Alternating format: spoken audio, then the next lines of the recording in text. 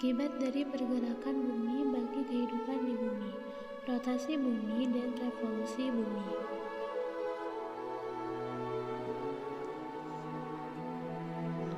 Rotasi bumi adalah pergerakan bumi pada porosnya.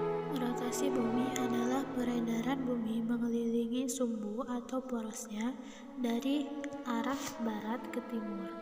Lamanya rotasi disebut kala rotasi, yaitu selama 23 jam 54 menit 4 detik dibulatkan menjadi 24 jam disebut 1 hari. Revolusi bumi adalah pergerakan bumi mengelilingi matahari.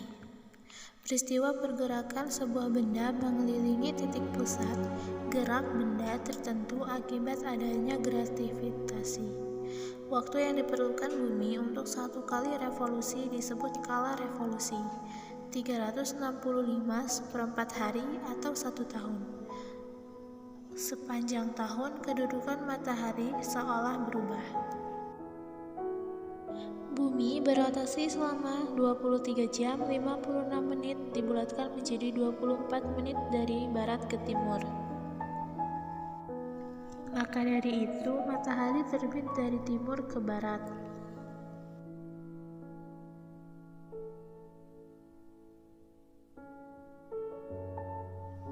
Rotasi bumi memberikan dampak seperti terjadinya siang malam, perbedaan waktu di berbagai tempat di dunia, gerak semu harian matahari, dan perbedaan percepatan gravitasi.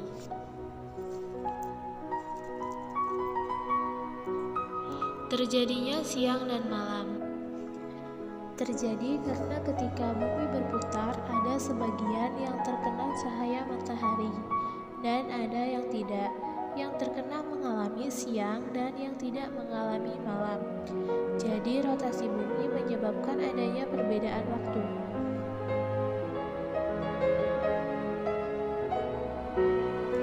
Perbedaan waktu di berbagai tempat di dunia.